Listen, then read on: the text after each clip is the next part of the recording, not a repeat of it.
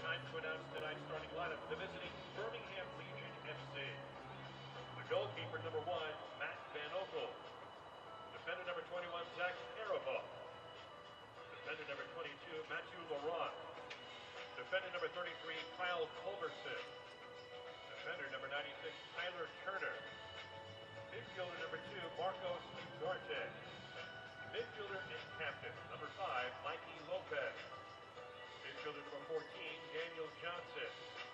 Midfielder number 17, Gael Mabiala. And forward number 9, Chandler Hoffman. And in forward, number 10, Crawford Cassine. Head coach for the Birmingham Legion FC, Mr. Tom Stone.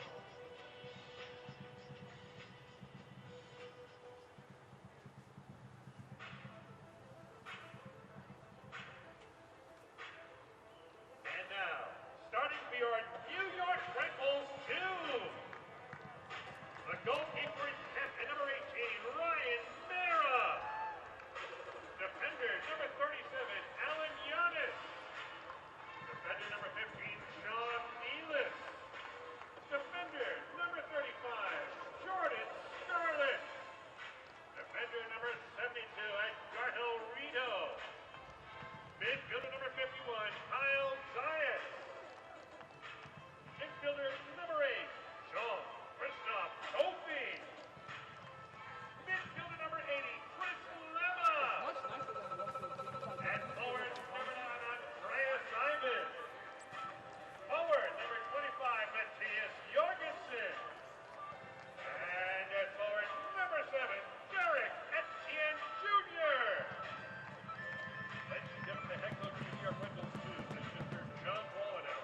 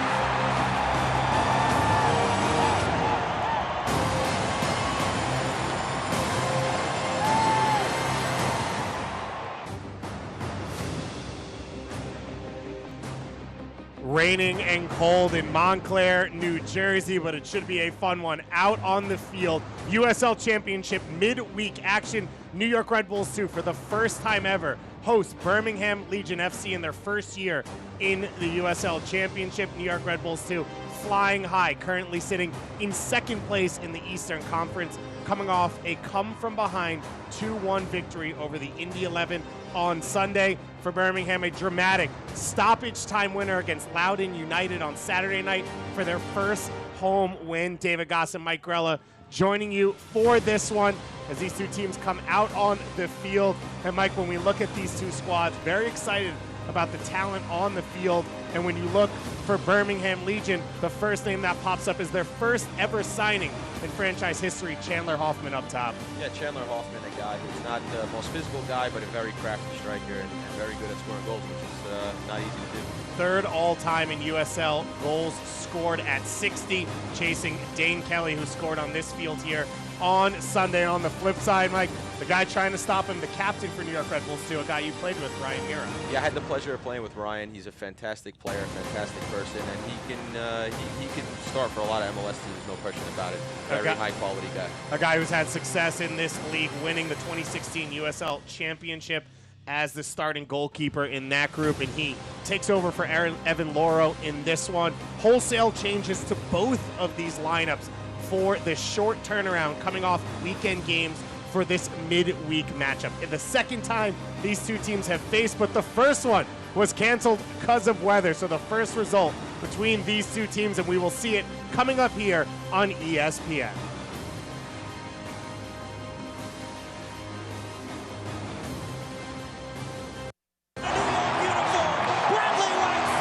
With MSG Go, the game goes where you go. So you can watch live Red Bulls games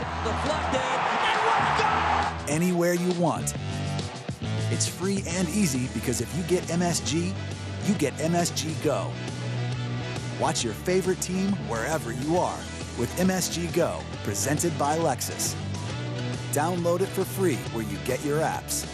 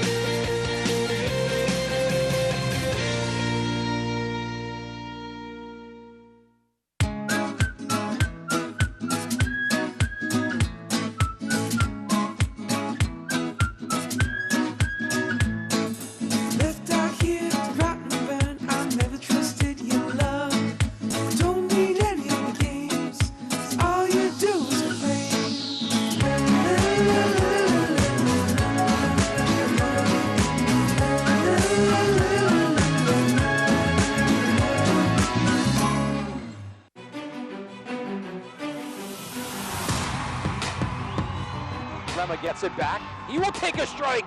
Played in. Loro gets a hand to it. Denied by Loro from point blank. He's standing on his head right now. Marcus Epps finds some space. Barlow putting it in, back of the net. No slowing down, number 74. New York puts the exclamation point on this one tonight.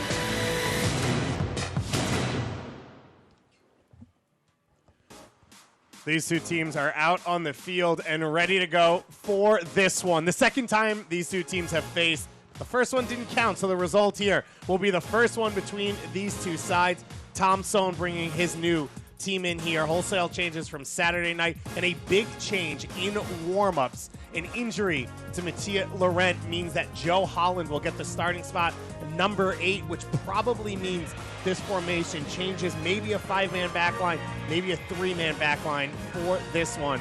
On the flip side, New York Red Bulls, too.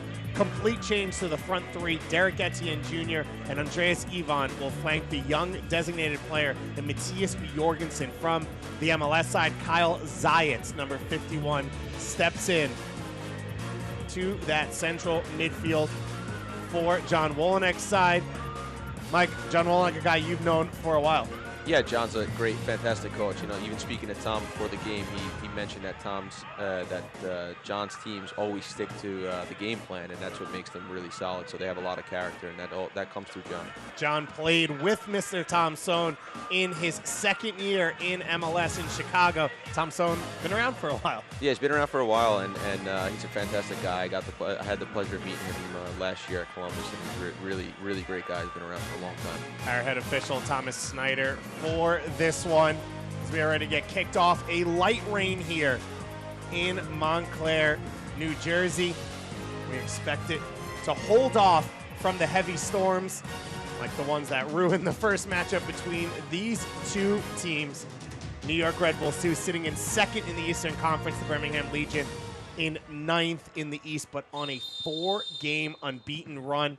Goals have been hard to come by for this Birmingham side. They have been playing better and better each week. Birmingham Legion in their all-black kits, going from right to left on your screens. New York Red Bulls 2 in the red kits with the gray shorts, going left to right on your screens. That's Matt Van Oekel, the MLS veteran, in goal. We will see how this Birmingham Legion side ends up lining up for this one. As we said, heavy changes after their Saturday game, and then an injury in warm-ups. It looks like Joe Holland will slide in on the left side of this back 5 or back 3. And Zachary Haravu, the New England Revolution homegrown player here on loan, it looks like he will be at the center of the 3 center backs. Yeah, the game started out as you would expect. A few long balls in the beginning, and it seems as if a few throws and a lot of switches of possession so far. Mike, for these teams, short turnaround, weekend to midweek game, what do you have to do? What's the focus for a player to get ready to go so quickly after that game? You've got to eat well and rest well for sure, and you got to prepare your body. I found out that it's one of the most important things you can do is the preparation of your body, mentally and physically, especially in short turnarounds. And for Birmingham, so much tougher. They had an extra day, but you got to travel all the way up here to New York and then get yourself ready to go again. And it's a team that's struggling with injuries, so doesn't have the depth maybe that they want. Good little turn from Derek there. Etienne Jr. looking for the clip ball over the top. Derek Etienne Jr. spending the bulk of the season. The MLS roster does have 2 goals, though, in his 3 appearances already this year in USL. Jorgensen now down the right wing, closed down. Haravu able to combine there with Culbertson for the win.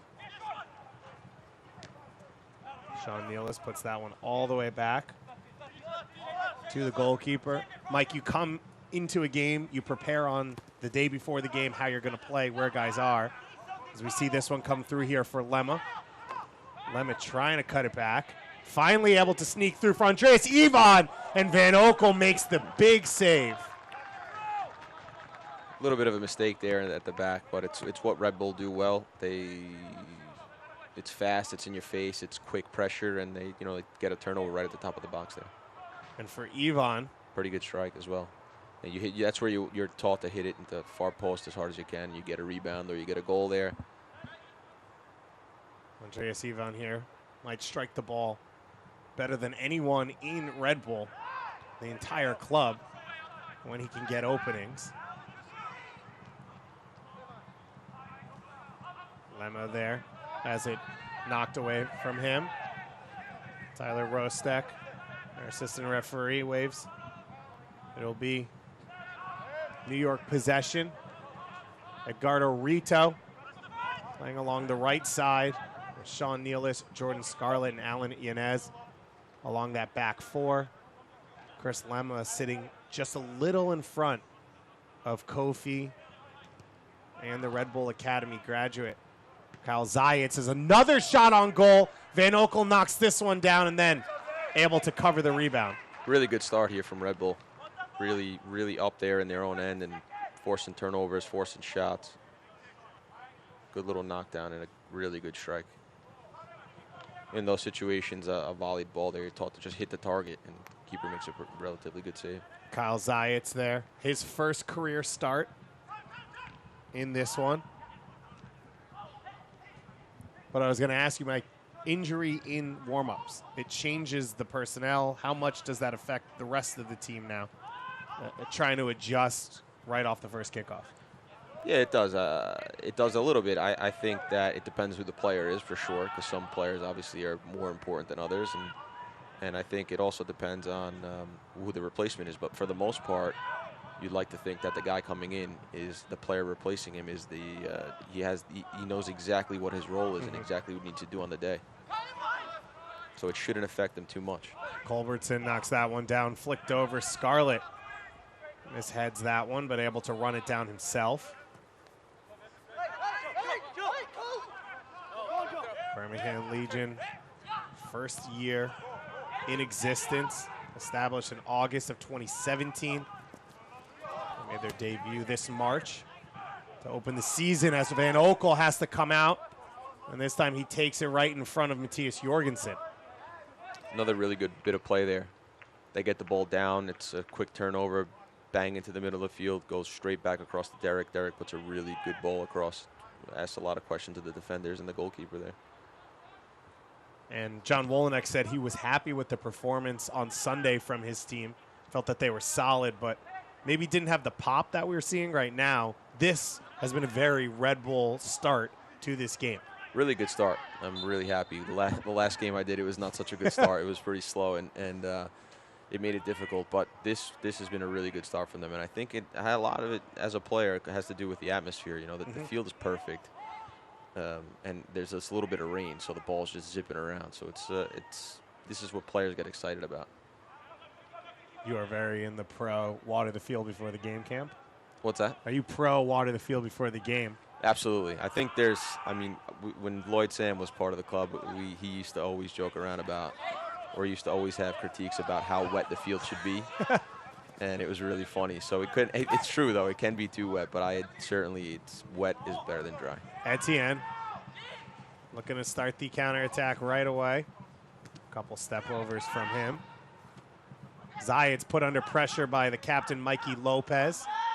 Now Lopez goes down in a heap behind the play. He's holding his ankle in the central of the field. And finally, the whistle blows. Mikey Lopez, a U.S. Youth International, won a national championship at UNC before being drafted by Sporting Kansas City.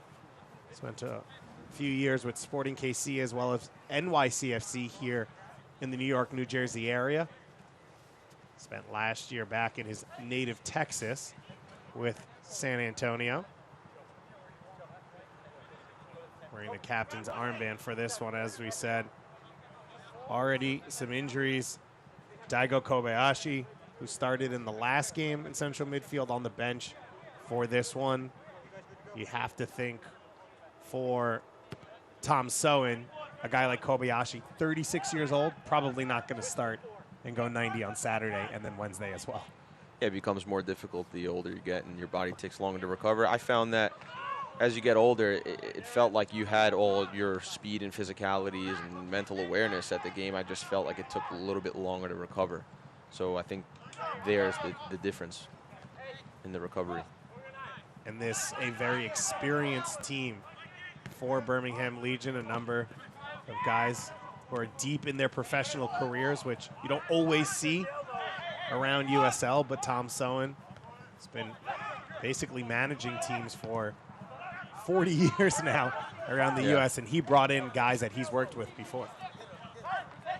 Yeah, as a coach at any level, you want to bring in guys that you're comfortable with, and most importantly, guys that you trust. I think bringing in good players is important, but it's also very important to bring in good characters and guys that you can trust to carry out the tactics and carry out the goal that your team is trying to achieve.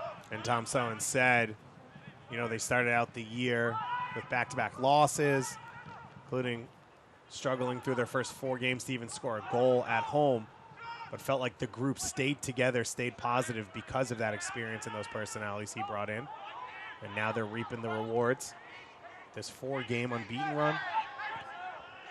A lot of bodies down in midfield. Yvonne over the top. Derek Etienne's in an onside position. Etienne Jr. now 1v1, trying to get to the end line. That ball deflected and cleared away by the defense. This game's got a great feel to it. It's got a great rhythm to it so far. I hope it stays like this or gets better. An it's been a really good start. Electric start to midweek soccer here. These players as excited for this game as we are. Ivan tries to drop this one back. Kofi 1v1, and Lopez wins it. And now Daniel Johnson off and flying. Johnson, one of the players, as you see that classic cutback there. One of the players that Coach Wolenek said would be key in shutting down to try and slow this Birmingham attack. Caravan now pushing into midfield. Do you call it a back three or a back five? Does it matter to you? When you play with 5 at the back? Yeah, whatever. But some people like to call it three. I suppose I call it 5 at the back. Yeah, there you just go. call it 5 at the back. But I call it 5 at the back, too. I think it's interesting. I think naturally you call it 5 at the back, but when teams play with 5 at the back, they never want to call it that. A lot of the time, in reality, it is. Holland puts this one in. Hoffman shot right off the hands of Mira. Really good save. Really good reaction save from Ryan. Ryan Mira hasn't had anything to do here for the first 10 minutes, and then Chandler Hoffman almost puts one in the back of his net. Yeah, surprised Hoffman for me should do a lot better there. It should be a goal, and he just gets in between. There's a little bit of cleverness to get in between the two center backs. And if the ball's good enough, it's almost unmarkable. But the center backs need to be, maybe for me, a little bit closer there. Johnson puts this corner in, punched away by Mira. And now New York able to clear it out. Rito keeps this one in. Edgardo Rito, the right back, flying down the field. Leads the counterattack. Now finds the feet of Ivan. Ivan gets to his right foot. His shot blocked and knocked down for Van Oekel. End-to-end stuff here. Start. It's been a really exciting 11 minutes and 30 seconds. What else are you going to do on a Wednesday? You come join us, you watch soccer, and it turns out that these players are as ready for this game as we were. Beautiful run forward now. And the tackle. Gael Mabiala there. Getting the start at right wing back for this one. Be sure to tune in next Wednesday, May 8th at 8 p.m. for the ESPN USL Championship Game of the Week on ESPN2, showcasing the Tampa Bay Rowdies traveling to the Music City to take on Nashville SC in a contest featuring 2 playoff hopefuls. It's the week's best match, the Game of the Week on ESPN2. Louisville taking on Memphis currently as well in the Game of the Week. A number of games around USL. When you've got 36 teams in a league, there's always soccer to watch. Just get on ESPN Plus and you can watch games basically from when you wake up to when you go to sleep. Barcelona putting on a show today. Yeah, it was a good game. 3-0.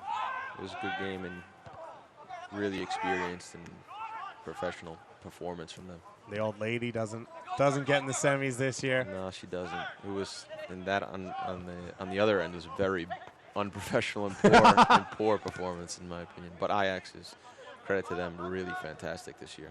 And Ajax, the model for what a lot of teams around the world are trying to copy, and building young players, but also building successful teams at the same time. Really good, really fun to watch. If you want to learn, you got to watch teams like Ajax and Barcelona, and these teams in the Champions League were really, really good. Van Oekel with that long ball down the wing. Sean Nealis, the native of Massapequa, Long Island, has played every single minute so far in the New York Red Bull 2 season, the only player who has done that. Etienne surrounded by bodies. Black shirts swarming here. Turned over, but it's back to the feet of Daniel Johnson. Both teams are really trying to play when they win the ball and get it down and play some soccer, which is it's really good to watch. Kasim stonewalled there by Scarlett. Now Jorgensen in a battle with Haravel. And he's able to win a free kick. Matthias Jorgensen in his first year with the Red Bulls organization. Scored the opener for New York Red Bulls 2 a week and a half ago against Loudoun United. A game that Red Bulls 2 ended up losing 3-1, their only loss of the season so far. Mike Jorgensen, a very young player coming over from Denmark. You moved at a young age. It's hard to find your feet in life while also trying to get the soccer right with a new team. It's difficult. It's a difficult transition for sure. I actually played in Denmark as well. And what I found in Denmark was that tactically and technically they were really a level above most of the American players, but physically it seemed to me that they were nowhere near as powerful and as fast as the American players and the English players that I had played with. So interesting. It's interesting how you try to match the player to the league, and some players fit really well in certain leagues and some players don't, but it's there's a lot of interesting dynamics to joining Red Bull 2. Jorgensen coming over in a unique move, I guess you could say, a young European player coming to the U.S. or Canada to sort of start their careers. Holland here with the long touch. Still in Birmingham possession. The Legion threatening. And Prosper Kasim's shot right on the hands of Ryan Mira. Yeah, I think what you're seeing, like you mentioned, is a lot of players are coming here earlier, a lot of quality players. You see that with Jorgensen, you see that with a lot of guys across the USL and the MLS, that a lot of guys are coming here to start their career and even grow their careers and learn, and it's really good. It means that the USL and the MLS is heading in the right direction. Jorgensen, his third appearance here in USL, has made 5 appearances, 1 start so far in MLS, still without a goal or an assist for the MLS side. Johnson sprays this ball out wide from Aviala. Aviala's low cross knocked away. David Goss and Mike Grella here with you on ESPN Plus. New York Red Bulls 2 and Birmingham Legion technically facing off for the first time ever. They had a game called off for weather about 3 weeks ago in Birmingham. Tom Barlow scored the opener, and then that game canceled, and so will be restarted from the beginning, which means Tom Barlow loses a goal off his stat sheet. It's okay. He's got 7, which is tied for Golden Boot, but come on. It's never okay. Right? It's never okay when you lose goals. I mean, that's going to haunt him for a while. Yeah, absolutely. I mean, that's total bad luck. But he's had a phenomenal season. Barlow, 10 goals last year in his debut season, already 7 this year. He gets the bulk of the starting minutes at center forward for this team. Turnover here off Ugarte's foot. New York looking to counter quickly. Lemma slides it forward for Etienne Jr. Tries to get to his right foot, and his cross is blocked. Etienne Jr. the first one to get to the rebound.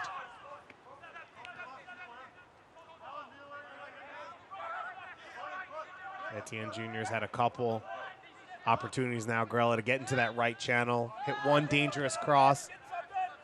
A few other times maybe you'd like to see a little bit more.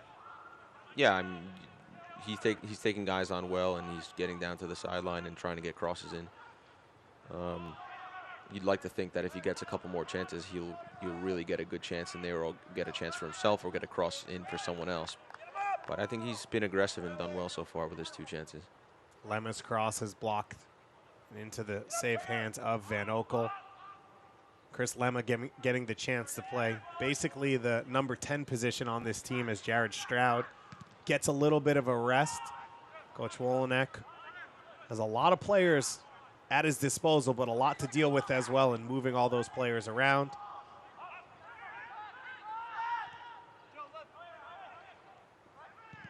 Mira will blast this one straight up the field. It lands now for Culbertson.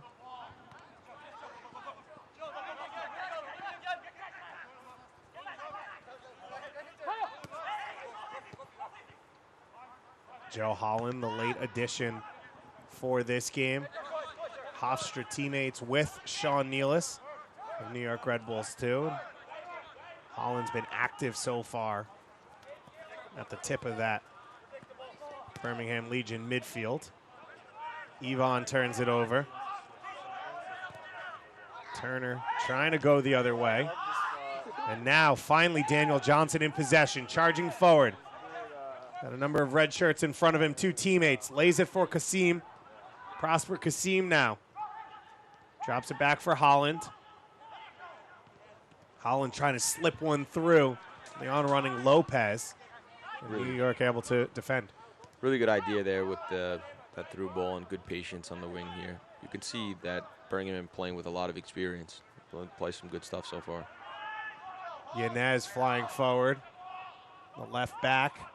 It's all the way up the other side. Mike, we saw the first 5-10 minutes.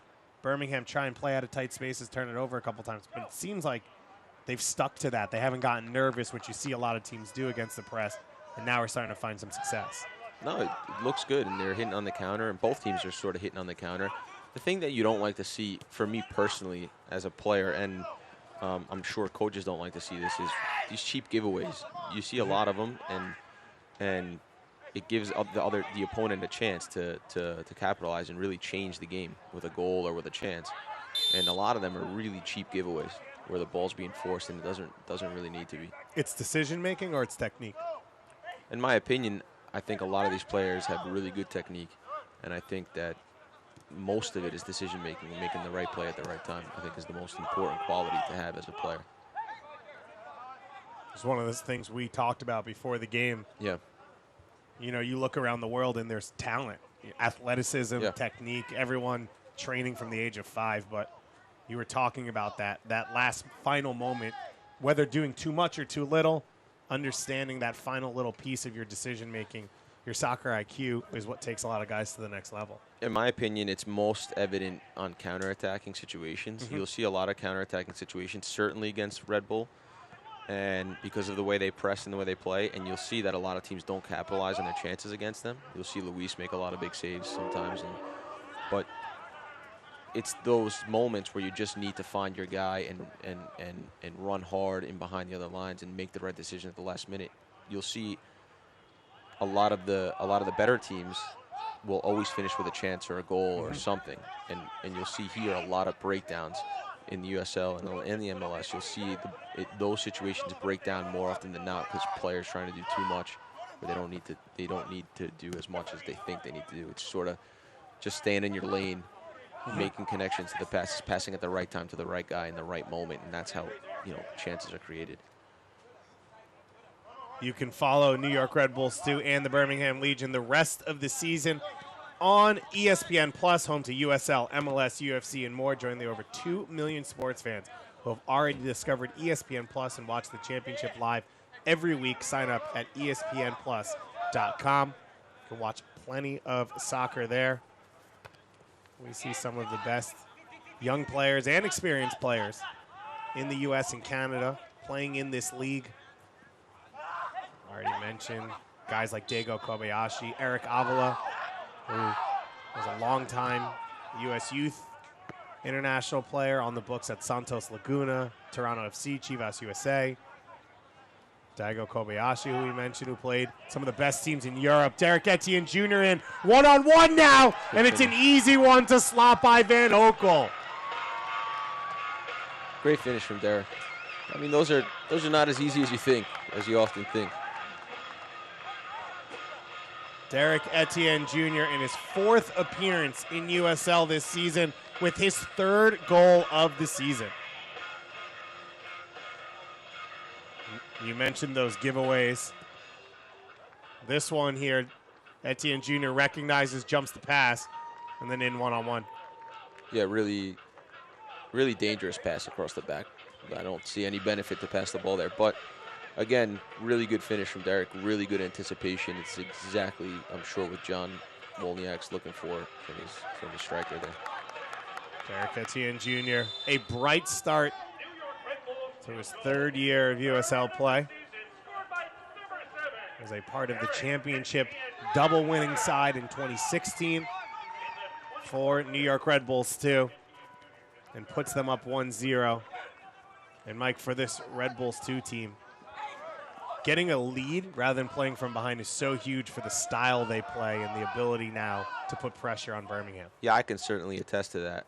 I remember when we got a lead, it was really we'd really get going and start flying around and hit on the counter, and it just puts the other team on edge, and you get a ton of opportunities, especially right after you score. So the system definitely benefits from being ahead. Sunday, it took New York 60 minutes to get their first goal against Indy 11. They then scored 8 minutes later to get their second and go up 2-1, which they ended up winning. Playing against any Red Bull team from behind is a really difficult test. And one of the things Coach Wolnick says a lot is when we score, then we create chances. Then life gets a little easier. An early goal here. We'll see how that one plays out. It certainly does, and it also naturally just opens up the game and opens up the opponent because they need to stretch now and take chances and be more aggressive moving forward. So they'll leave gaps and they'll be susceptible to counterattacks. You can see a little bit of the breath of these players preparing for this free kick. Just about 50 degrees here. A light, consistent drizzle coming down under the lights. Wednesday night action at MSU Soccer Park. Chris Lemma floats this one in. It's alive on the far post. But Nealis couldn't direct his header to a teammate, and it'll be a goal kick.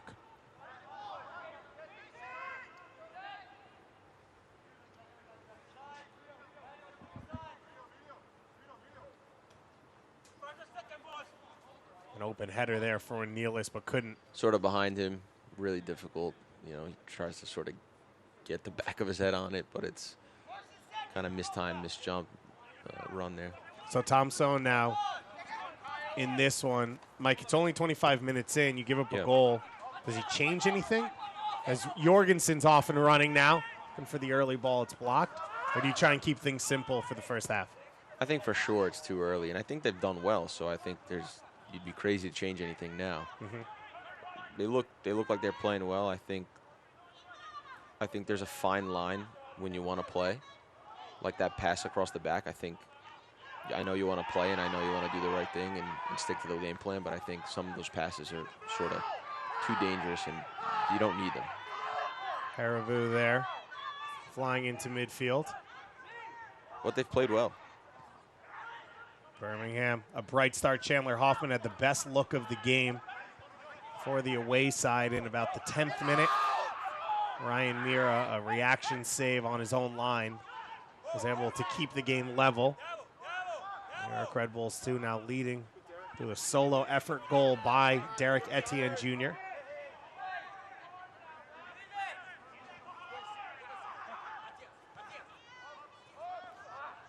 Turnover now. Rito up the line for Jorgensen. Now Holland looking to go back the other way. A slide tackle made by Scarlett to win it back.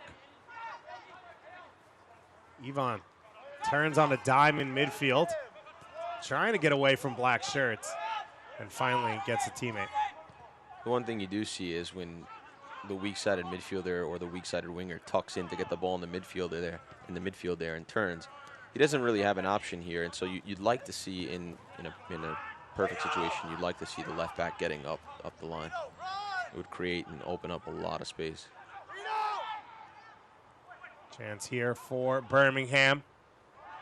And that cross knocked out off a black shirt. Alan Yanez getting the start at left back.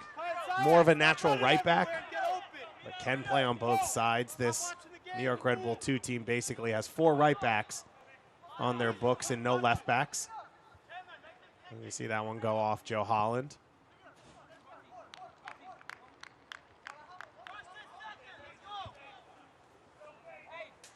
Holland drafted out of Hofstra University, just a couple miles from here, on your native Long Island.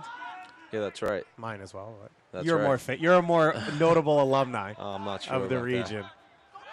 That. Well, one of us played for Leeds United. One of us did not. Holland coming out of England, though. Got drafted by the Houston Dynamo. Spent the year splitting time between the Dynamo and Rio Grande Valley. Spent last year with the Pittsburgh Riverhounds in USL. Now in his first year in Birmingham, a brand new club, the Birmingham Legion, the Birmingham, Alabama. Their president, Jay Heaps, a longtime name in U.S. soccer circles, former Revolution player, manager, as well as U.S. national team player. Yeah, Jay's a Duke guy, so. Oh, he is a Duke guy. Yeah, he is. I know him well, and he's a really nice guy, and he's a really good coach. Great basketball player. That's right. And played for Mike Krzyzewski. That's right. That's right. He played soccer and basketball at Duke. Did you try for that? Not many guys could do that. No, I was a pretty good basketball player, to be fair. but I never really played. Coach K wouldn't let you on the No, he court? wouldn't. No. You and Shane Battier messing it up. Jay Heaps, one of the great athletes, U.S. soccer. I was at a Gold Cup final when Jay Heaps got a red card against Mexico. Really? Yeah. I hope he's not watching right now and upset thinking about that. But I was at that game at Giant Stadium. It went really poorly after that for the U.S. I would imagine. Mikey Lopez comes flying in there.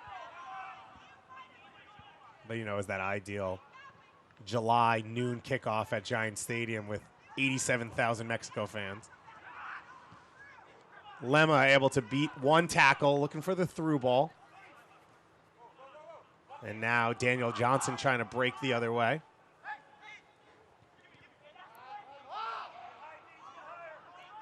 Tyler Turner with some time to look up the field. I know you see here, he turns in the midfield. That's Josh Daniels. Johnson. Johnson Daniels, excuse me. And he turns there in the midfield. He's got an option. He's got the left back, wing back that's moving forward. And it's so effective. It's so effective. And Kasim here putting pressure on that deflected shot. Inez up the line for Ivan. yeah, it's so effective in having your team push forward and finding space. And it's difficult to defend against. And you could, when you have those kind of pivots happening, you could always swing back around. This one a little bit too long. Kasim gets his foot to it, but couldn't get any momentum on it. You can always swing back around again, and it creates a lot of frustration for the team, and it's a great way to advance the team forward and keep possession. I know Red Bull philosophy is about being narrow and about being the width of the box, but I think at times when you turn in the midfield, you need an option wide, and I think width can be a key at times. And we've seen those outlets be useful for Birmingham, and as you said, Andreas Ivan turns in midfield and is having trouble finding an option out to his wing. Yeah, the Red Bull philosophy is basically that the goal is in the middle, and so you don't want to spend too much time and waste too many miles on the outside of the field. But at the same time, width is a very important tool to have when being effective attacking. It'll be Culbertson and Johnson standing over this one. Culbertson to take it. Mabiala has it headed away. Gael Mabiala, a UAB graduate. Went to college in the Birmingham area, originally from France. Played last year with the Birmingham Hammers. As did 2 or 3 other players on this team. Playing at the time PDL, now USL League 2. And then joining up with the first ever fully professional squad in Birmingham. This one's clipped onto the hands of Mira. You can get updates and alerts all year long by following your club on ESPN.com. Search for New York Red Bulls 2 or Birmingham Legion, and then click the follow button to keep up with the latest news and scores. Plus, get reminders on your New York Red Bulls 2 and Legion next matches. Go to ESPN.com and click follow to follow your club. Plenty of great action around USL both tonight and coming up this weekend. We'll have the wraparound for you at halftime. Portland Timbers 2 with their first loss of the season. El Paso selling out their stadium for 12,000 fans coming out for them. And, of course, St. Louis FC continuing to ride high in the Eastern Conference. Etienne Jr. gets to his right foot again, and that cross knocked away. Yeah, textbook there. Turnover again in the midfield, over the top to Derek running onto the ball. Birmingham seems to be a little bit open because they want to play, and so when they lose the ball in the midfield, which again is a pretty cheap giveaway, Red Bull just have so much space to run into and to attack, and you see that again there. Derek gets his opponent 1v1 there, and he's able to create a really, really good chance. You'd like to see the striker there attacking the near post and finding that ball and getting it in, but good play. It'll be Lemma to take this corner kick as he calls Zayat's over for the short corner. Goes low. Knocked back out for Kofi. And finally cleared by Birmingham. I was going to ask you, when you're watching a player like Etienne who takes his time on the ball, starts to set up on the edge of the box as the center forward, as the other winger, what are you trying to do to get in a position? Yeah, the best center forwards are they're on the backside of the defender, timing their run either to the near post or waiting to dip in behind. And they just have a knack for knowing where to be at the right time. You see that Bradley Wright Phillips is unbelievable at it. And that little bit of quickness and that little bit of cleverness, finding the right place at the right time. It's why he's been so successful.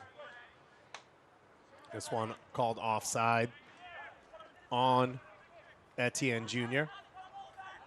Derek Etienne Jr. now a full Haitian international.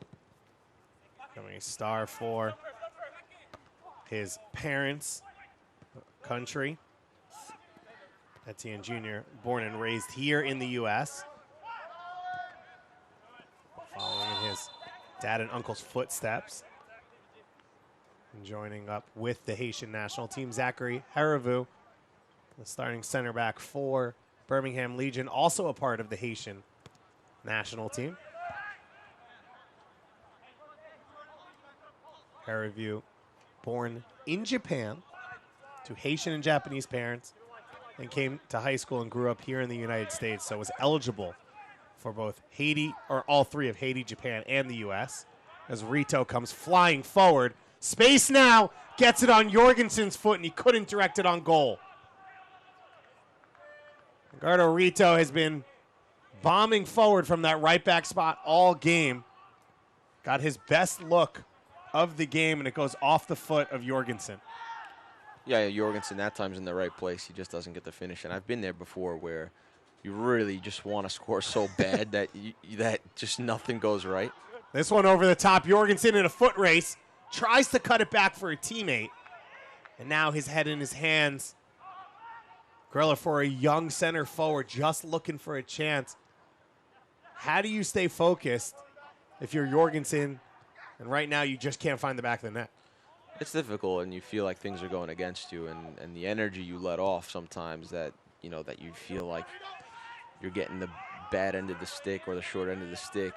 So it can sometimes affect you. There at the end, this last play, he just makes the wrong decision. He should be more aggressive and go for the goal, but you start to second guess, and you start to do things you don't normally do. So it's difficult. It's difficult. Once you get rolling, everything's easy. But in the beginning, it's pretty difficult. You have a lot of questions to be asked and answer to yourself. Jorgensen, just 19 years old, coming over from Denmark, a high-profile signing just before the season in New York.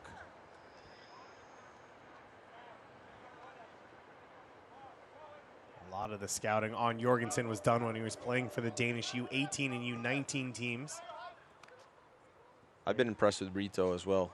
He seems to have a really good sprint and a really good change of speed. I was going to say something about him before because I thought it was a good change of speed, but that last play was really, really clear about how direct and just good. Really good change of gears there to create the chance. Yvonne looking to get some space. Cuts it back, has bodies all around him. Now Rito back on the ball. He curls one in. Van Oekel has to punch, and Mikey Lopez will clear. And you can see why Rito, amongst 4 or 5 right backs, has won the starting spot at that position. I've been impressed with him this entire first half. He's looked really, really good. In his first year with New York Red Bulls, 23 years old, out of Venezuela. Coming back from an injury, so started this year a little slow. But had 23 starts in Venezuelan First Division last year. And, of course, our thoughts and prayers go out to all of those in Venezuela. Dealing with quite a lot right now. And Rito forced to do his job here and has come out and played fantastically so far in this one. Holland now beats the first tackle, flying forward. Kasim one-on-one with Nealis. Gets it into the feet of Holland. Holland takes the early shot and has it blocked. Yeah, Kofi's had a difficult time in the midfield tonight, which is strange because I think it's been a good midfield battle, but he's given the ball away too much, in my opinion, and it's been really, really, really sloppy. Yvonne now slides by 2. Looking for the through ball for Jorgensen. Van Oekel's out, and he's able to knock it away. Great idea, great ball, really good run. And those kind of runs and those kind of balls is what makes the other team sit back, and it is what gives you time and space to play in front of him now. Kofi's ball on the ground into the feet of Lemma. Etienne Jr. Always fancy with Etienne. Yeah. You know, why waste the touch, right? Yeah, exactly. When you can put on a little bit of a show. Good strength from him there at the end of that play, too. There's Etienne Jr. at the end of all of that. It slid into, and now Holland and Kofi in a battle of the eights. And it'll be a free kick here, as it looks like Thomas Snyder now just trying to get control of this one here late in this first half. And now he'll talk to a few of the Birmingham Legion players. David Goss and Mike Grella here on ESPN Plus. New York Red Bulls 2, second in the Eastern Conference to start the season, a home-heavy schedule. Coming into this one, they are 5-1-1. 16 goals, now 17 on the season. Was good for number 2 in goals per game in USL. They were the second highest scoring team in the entire league last year. We expect plenty of more goals between these two teams. It'll be Lemma over this free kick. Lemma not able to beat the first set of defenders. Nealis recovers. Yanez floats one towards goal, and it goes wide. And when you talk about decision making, that's one of the plays for me. You know, I think you're on your weak foot outside the box, leaning back, and maybe it's not the right time to shoot. Maybe you go back around and put them under a bit of pressure and let them defend for another couple minutes. And you know, those are the fine lines, and that's what's difficult, and that's where you sort of start to set players apart. Is I think in the decision making. Were you a lefty or righty? Are you a lefty or righty? I'm right-footed. But you played on the left? But I played on the left. I think it's more acceptable when you're an attacker because you can come inside and shoot on your right. Right. You get to dictate what's happening. Exactly, and I think a left back, it's a little more difficult when you're under pressure and the ball's on your left foot. A little conversation here as Etienne Jr. tossing that ball away after the play. Won't be carded for it. This is one of the things we see with 4 or 5 right backs on this New York Red Bull 2 team is players swapping wings and just at times not looking confident and comfortable to play out of the back with their weaker foot. Yeah, I mean, there's pros and cons to it. So you can come inside and play into the midfield a lot easier, and you can come inside and shoot. But at times when you're under pressure, you have to make a difficult pass with your left foot. Lopez here. He found the feet of Ugarte. And it'll go out for a corner kick. I mean, at this level, your left foot should be able to make pretty difficult passes anyway. Just as it should be nearly as good as the right, I think. Unless you're Arjen Robben, then you just play everything with the outside of the right. I mean, anyway. if you're that good with your you could cut the other one off if you're that good. If you're that good with your left foot, then you are allowed to play with it, just your left foot. Culbertson will take this corner kick now.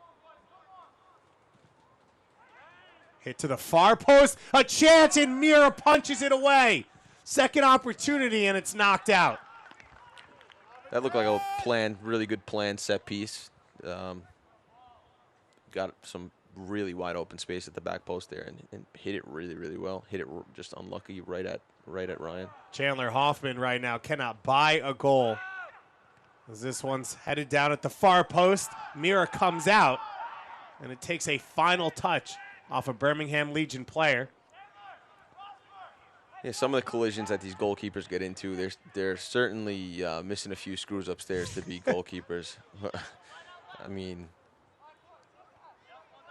the battle here. Hoffman just shoots that one wide. But for a guy who's got 60 goals in USL in his career, third most, 1 goal so far, though, in these first 7 games. And you know, a local guy, an Alabama soccer legend, 2-time high school player of the year, 2-time high school champion, first Alabama player drafted in Major League Soccer. Maybe you see a little bit of that pressure on his shoulders. He's had 2 good looks this game. Ryan Mira has made 2 big saves, but he could have done a little better with both of them. Yeah, I think it's like anything. You go through droughts and you go through tough moments. You go through ups and downs, and sometimes as a striker, things just don't go your way. There's other times when you're totally missing the ball, mishitting the ball, and it's somehow finding a way inside the goal. Me, unfortunately, I never had that luck. A great opportunity for Chandler Hoffman. As I said, Alabama legend. Didn't have a pro team to watch or support as a kid. Actually played in the PDL while he was in high school, as we enter 1 minute of stoppage time. Then went to UCLA, where he was a MAC semifinalist, and joined Major League Soccer, leaving college early for Generation Adidas contract. Final minute of this one.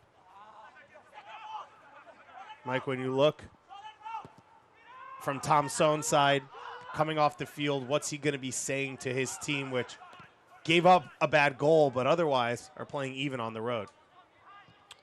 I don't think there's too much to say unless you want to address some of the cheap giveaways, but that's been really happening in both teams. But I think they've played really well. They've been good to watch. As soon as they win the ball, they get it down, and there's a few quick passes, and they're out to the other side, and it's good to watch. They're playing pretty good football. And Coach Sohn said, I want to play. That's my identity. I respect the teams that do it. It may not always work perfectly against Red Bulls too, but we're still going to go out there and try and play our game. I think they got the balance right also. They haven't overplayed really. They've played in behind, and they've created chances. They just really one bad giveaway. On the flip side for Coach Wolenek, his team leading 1-0 in this one. What's going to be his message at halftime? Again, not too much. I think he's going to be really happy with that performance. They had a really like a pep in their step, and they were flying around and played well, turned the ball over a ton, and created a bunch of chances. New York Red Bulls, too, trying to defend home field once again. Currently sitting second in the Eastern Conference. The third goal of the season for Derek Etienne Jr. in just his fourth appearance in USL. A well-taken goal, but overall a good first half for Derek Etienne Jr. and Edgardo Rito down that right wing for New York.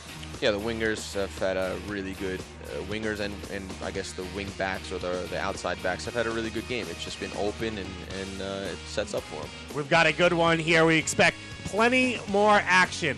We've got halftime stats as well as first half highlights coming up for you here on ESPN+.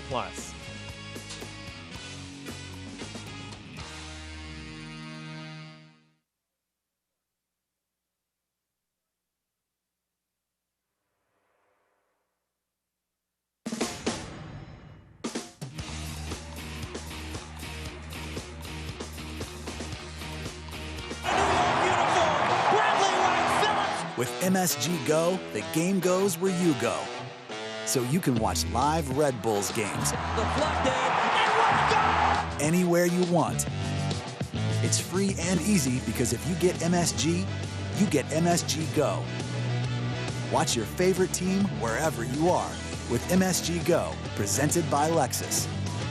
Download it for free where you get your apps.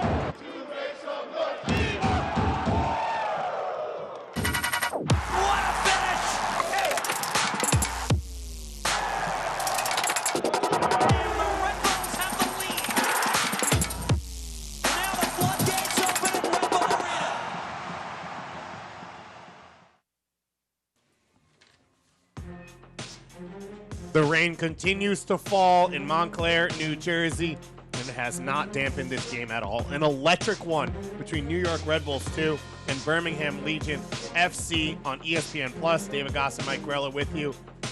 And Mike, coming into this one, we were looking at Chandler Hoffman and Ryan Mira as our star players, and those two have faced off in two of the biggest moments of this game. Yeah, Hoffman's got himself into really good spots, and that's what you want to see as a striker. You want him to be in between the box, in front of the goal, and he's done that. He's had chances. He just, maybe that last final touch, he could have done better to put the one away. Hoffman, that one early look that we saw Mira knock away, the deflected shot here that almost fell for Kasim. But the big opportunity to close out the half for Hoffman was the opportunity on the far side off the corner kick. As these two teams continue to battle it out here on the field. For Ryan Mira, he takes over as captain of this team, and I think he's stepped up so far. Yeah, he's been great so far. I mean, he's gotten lucky with some of them that they've hit right at him, but he still had to make the save, and he made a really good reaction save in the beginning. So he's had plenty to do. He's done well. The big Fordham graduate in his third year of USL action. Not the most senior player on this team, though. Jordan Scarlett, the longest tenured New York Red Bull 2 player, a draft pick out of Iona University, originally from the Bronx, a guy that you played against. Well, I trained with him a few times. Can't say enough about him. Physical guy. He's really strong. He understands the game. He plays well. I think he passes well. I think with more games and more time, he's going to be a really exciting player to watch in the future. He has been a rock at the back for New York Red Bulls 2. He will look to guide them to a potential clean sheet here. New York Red Bulls 2 leading at half 1-0 over the Birmingham Legion.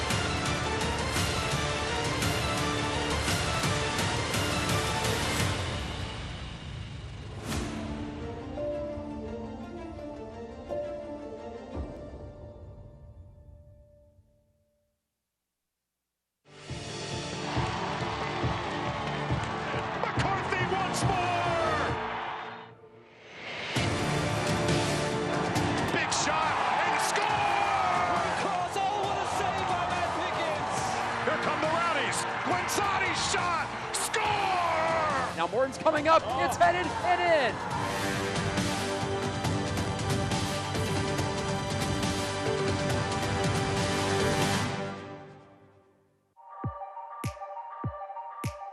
Nodded back in, Sandoval is there, so is Hamilton, loose in front, it's Freighter! What a hit! New Mexico equalized in the dying moments, it's a hat-trick for Freighter! Unbelievable at the lab! Juan Pablo Capa with a direct free kick, chips it, a goal! The equalizer for the captain! Lomas in, Lomas! And how about North Carolina FC? Lomas with his 6th goal of the season. Back to the goal scorer. Barnby will try again! And another! That is absolutely world class. That is much harder than it looks to do. Didi Traore, oh my goodness, what a run. Didi Traore crosses, Didi Traore! It is a work of magnificence. You see Didi Traore there. It's been a big week for the LA Galaxy too, signing a new young player in Mauricio Cuevas. That's in the Western Conference though. In the East, St. Louis FC continuing to fly to start this year, but New York Red Bulls too, a point behind with a game in hand in second place after what was a big victory against Indy 11. Indy 11 today facing off against the Tampa Bay Rowdies, 7-3. So much action in the Eastern Conference throughout USL. And out west, the Portland Timbers too, who have been cruising all season, lost their first game of the year just last week. Take a look around the league. Indy 11 and Tampa tied 0-0 right now. Louisville City knocking off Memphis 901 2-1. Some big games coming up. Loudoun United will face off against Bethlehem Steel for the first time ever. Those two, a nice little regional rivalry. But you look around USL, some big stories over the past week. Audi Jepson's first professional goal. St. Louis 3-1 win over Swell Park Rangers. Hartford Athletic finally get to go home on May 4th. They've started the year with 7 road games for Jimmy Nielsen's side. And now he finally gets back into the friendly confines. The first time that fan base will get to see their new club. And Kevon Frater with the hat trick against Portland Timbers too. So the stoppage time goal to secure the draw. Timbers too still in first place in the West. Here, New York Red Bulls 2 locked in against Birmingham Legion. David Goss and Mike Grella with you. New York Red Bulls 2, a slight advantage in shots, not on target, but I think this reminiscent of how even this game's been. This game's been totally even. Both teams have counterattacked. Both teams have had possession of the ball. Both teams have pressed. They've played well. Both teams have played well. It's been exciting to watch so far. For the Birmingham Legion, though, goals have been hard to come by. Only 1 goal in their last 2 games. That came in the 94th minute against Loudoun United at home to win that one. It was Prosper Kasim who's starting up top once again with that goal. Can the Birmingham Legion find the breakthrough? We'll find out here in the coming moments as we've got second half action coming up for you on ESPN+.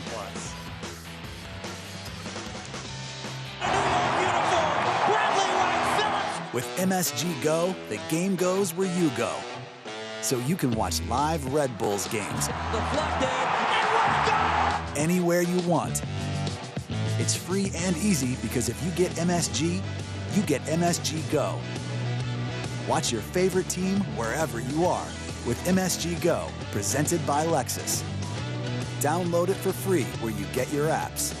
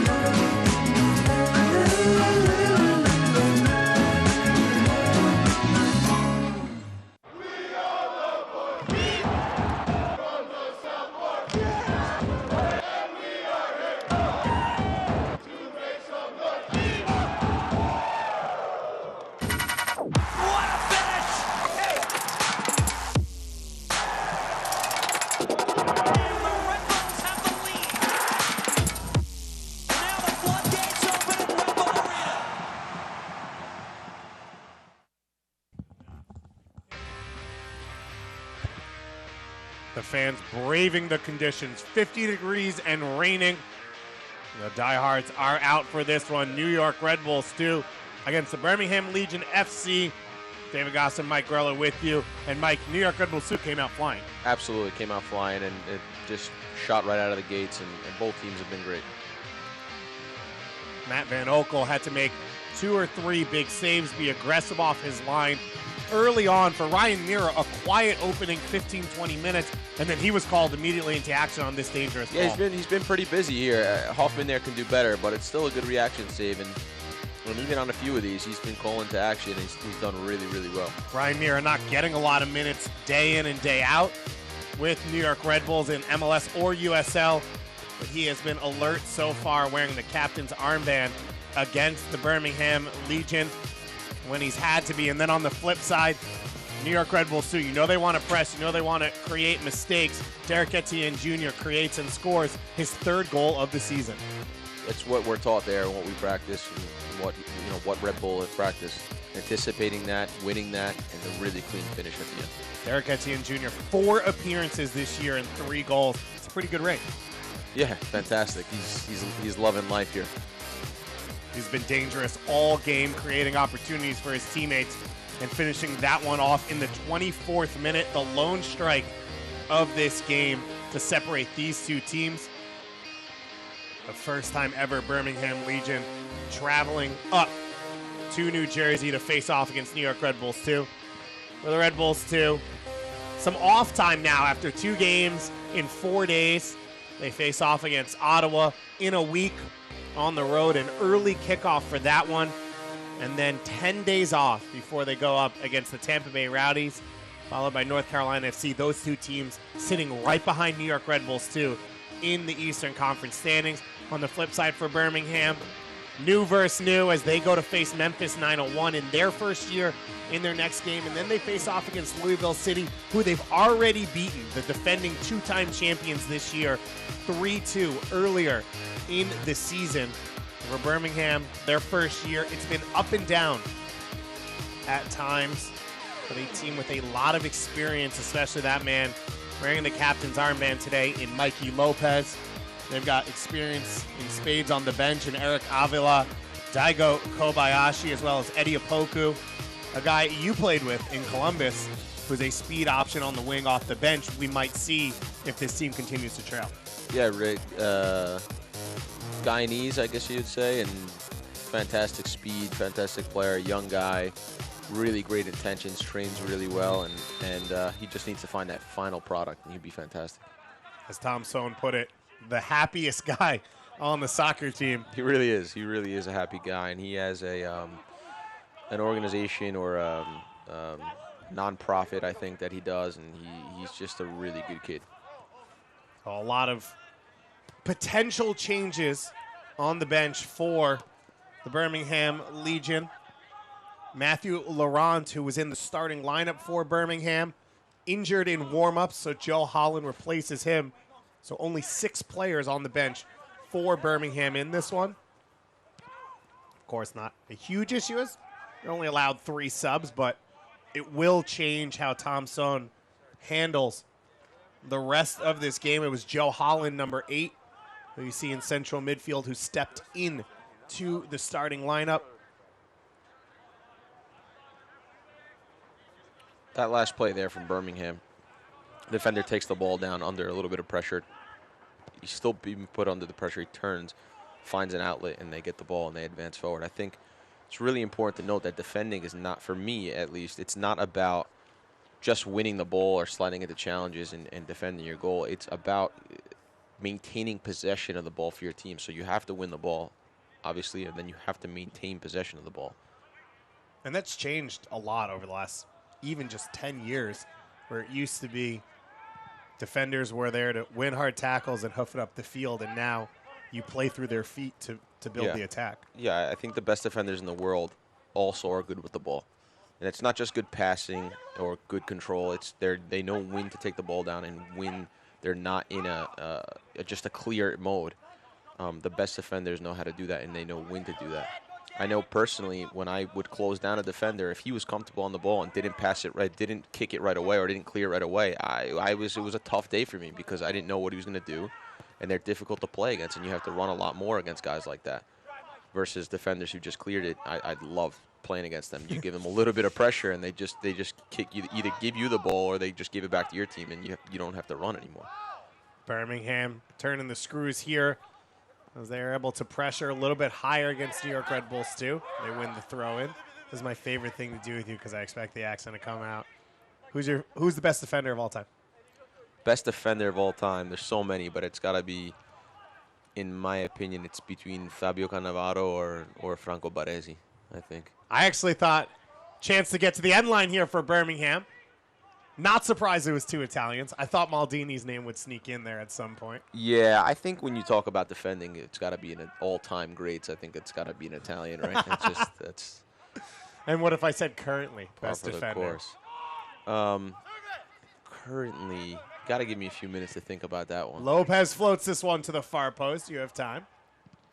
And Culbertson tries to catch that one. I knew I would get an Italian, though, off the bat. I think last time we had you on the broadcast, you definitely got Pirlo in. Yeah. At some point. I don't remember who else as your attacking idols. Yeah, it was, I think, Roberto Baggio and Francesco Totti. Oh, yeah, there you go. Some of the best, yeah. There you go. I grew up watching those guys. I loved the way they interpreted the game and the way they played the game. Is really fun to watch. Totti would probably still be playing if they let him at this point. Yeah, exactly. And he probably still could. Let's be real. So much quality, so smart. Haravu drops this one back. Van Oekel blasts this one out. You know, I am surprised, though. I thought you'd be quick on Chiellini, even at his age.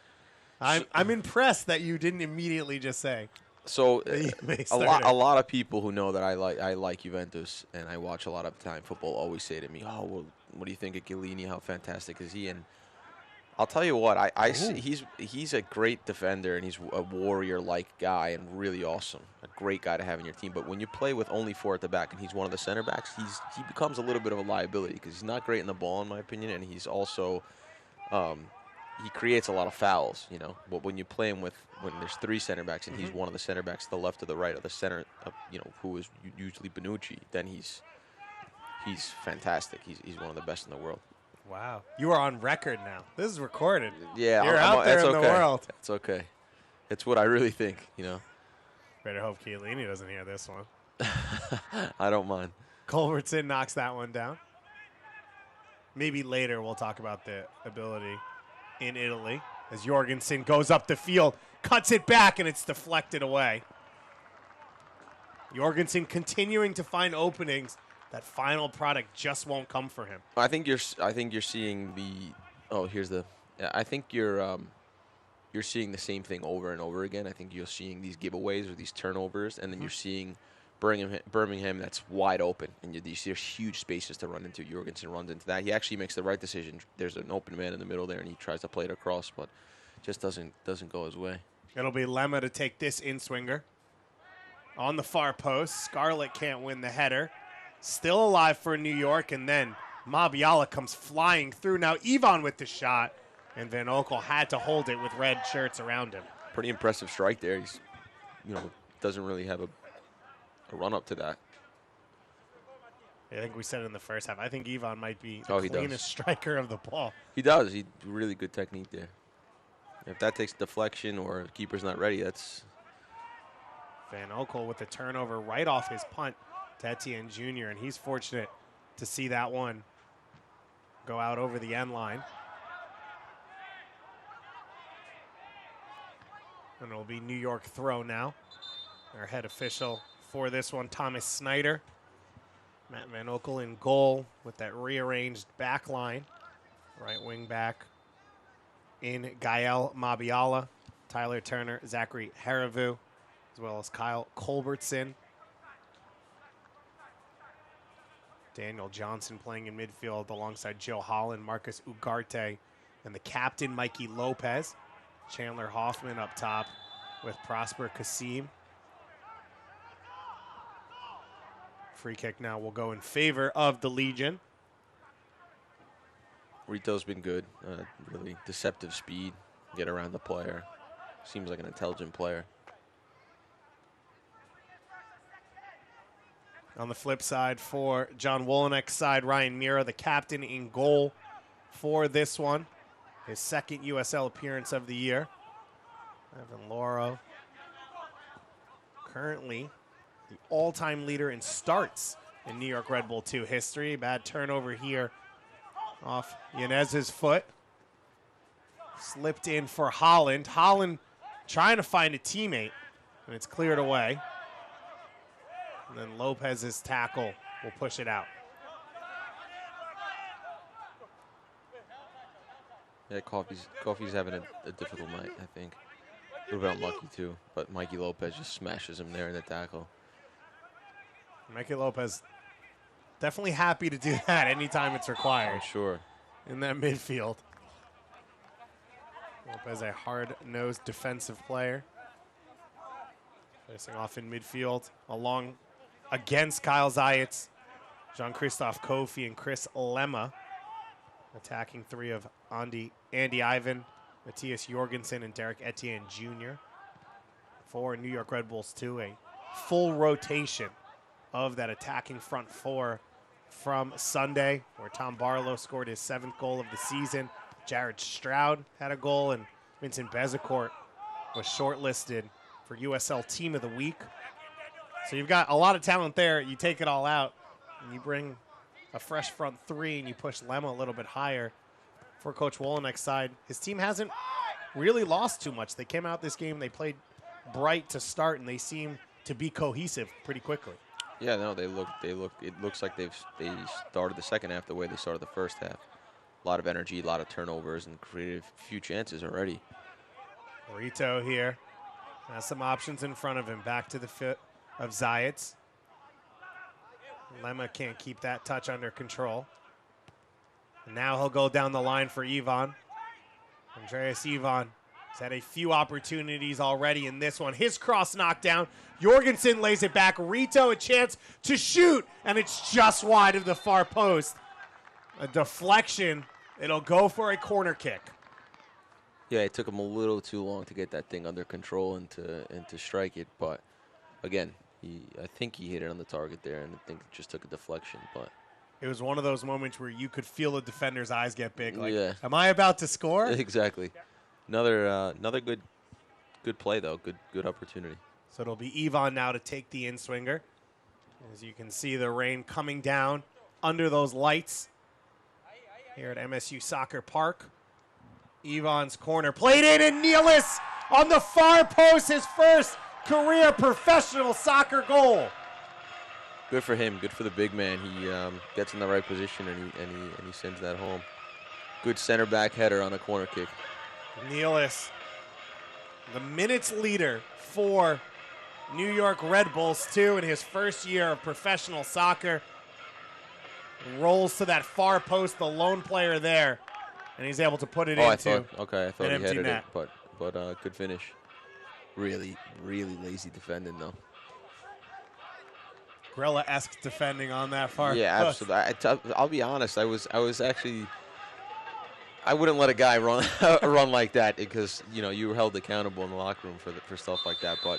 But really lazy defending, but great to get into good position and put that one home. For Sean Nealis, what a whirlwind it has been. Drafted out of Hofstra to his local club in New York Red Bulls. Spent the entire preseason with New York Red Bulls, was on the bench in CCL action for the MLS side. Etienne Jr. fighting down the field. Looking to make it 3. Now Jorgensen's in on goal.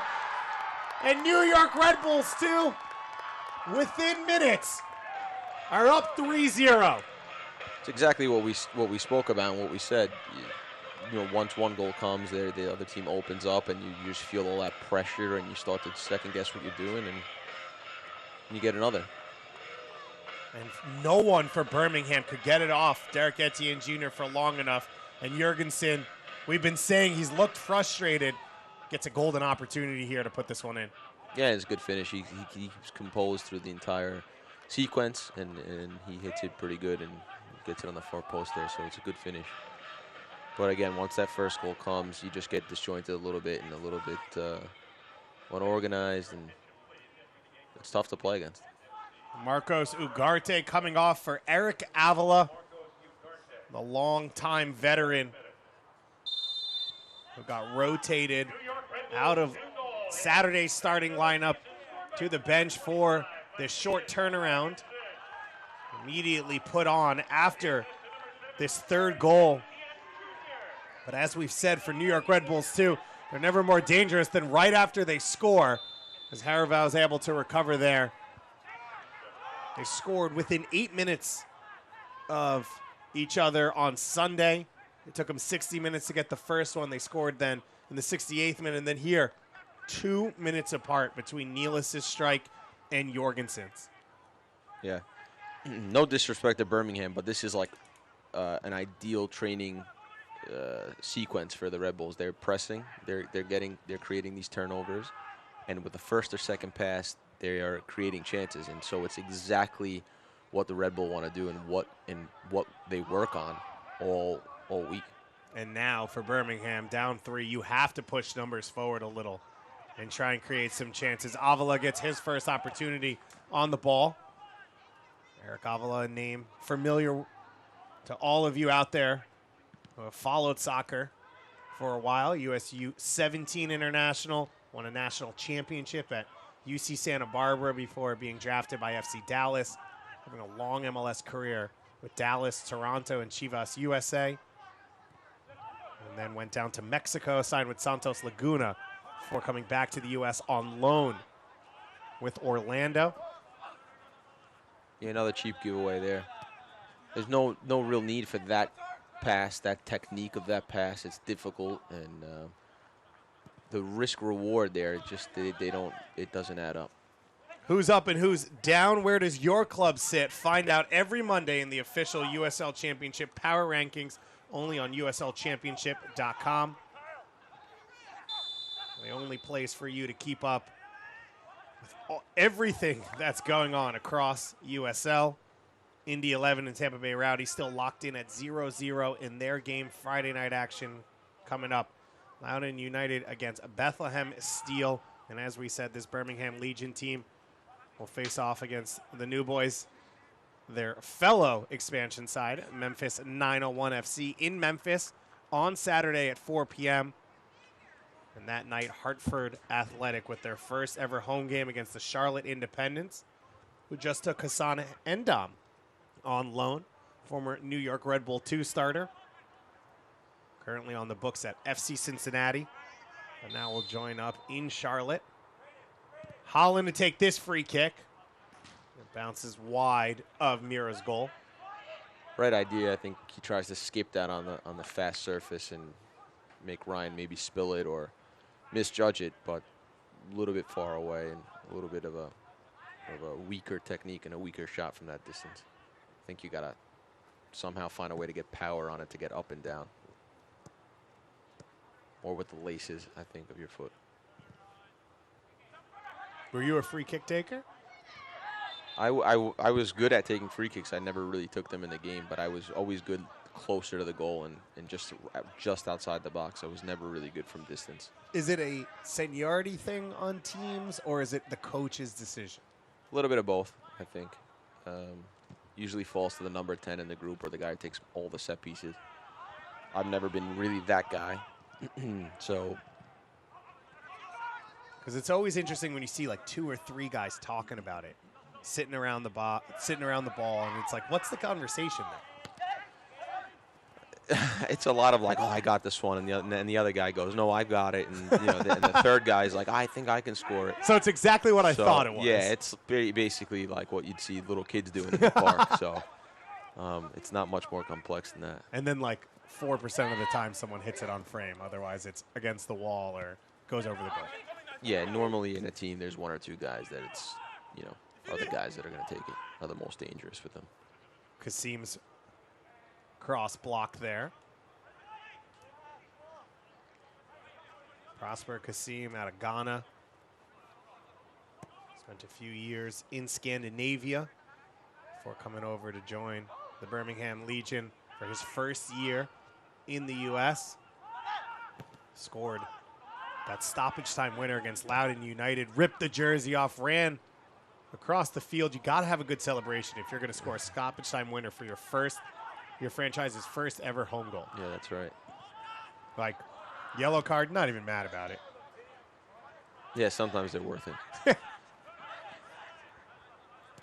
Yvonne has been active all day. I think this is a great sample of what Red Bull want and what they do. They're in a game where they're equally matched. It seems as both teams are playing possession and they have the ball and they've played well. Both teams created chances. Both teams good on set pieces. And you turn around and it's 3-0 and you're not really sure how. And it's because of the high intensity, the high pressure, the direct play when after winning the ball, how fast they get to the goal and how fast they make you make mistakes. And before you know it, you're 3-0 down, and really you haven't played that bad. And it's funny because it's one of those things where a lot of people will watch the games and say, oh, well, they scored off 1 or 2 broken plays. Yeah. But in reality, as you're saying, that's what Red Bulls look to create. And for them, it's not a broken play, it's an opportunity. Exactly. Exactly. They take advantage of that. I think it's interesting you say broken plays because, you know, soccer is about moments that happen in the game. A lot of emphasis is put on formation and tactics and the way guys are going to play and all that stuff. But a lot of it is moments like set pieces, moments like Hoffman not getting that goal when he had the chance. And those change the entire outcome of the game, and they change the way teams play. Culbertson to take this one. Floated to the far post, still alive in the box. And finally, New York clears. Played wide for Lopez. And Lopez here caught on the ball, and you talked about the decision-making in those big moments for players getting you to that next level, making you some of the best in the world. And that's what you see, those winning those moments for a Barcelona in a big matchup, for a Chilean national team in a Copa America final. Those small moments that you do the right thing, you win, and you end up winning a trophy. Exactly. It's if you play really, really well, especially in the MLS playoffs and the USL playoffs, if you play really, really well, all that means is that you're going to create more opportunities to score than the other team. But if you don't take those opportunities and you don't make the right decision in those split-second decisions inside the box, then it doesn't matter how good you are. Those are the moments that change the games, and you have to take your chances when you get them. Birmingham Legion looking for one or two bright moments late here to try and get themselves back in. It'll be a yellow card, the first of the game, coming to Jean-Christophe Kofi. Kofi, his second year with New York Red Bulls too, but signed in September of 2018. Never got to make his debut after a trade from DC United for his rights. And as you said, Mike, it's been a frustrating one for him so far this evening. Yeah, I'm not sure why. It could be unlucky. It could be that he's a step behind. I'm not sure how he's feeling or if the formation doesn't fit him. But for some reason, he's been he's given the ball away a lot cheaply, and he's sort of been a step behind. Holland curls this one to the far side. Avila puts it back across the face of goal. No one there to find it. And now Birmingham trying to keep the pressure on. Looking for that first goal here. Calmly done by our goal-scoring center back, Sean Nealis.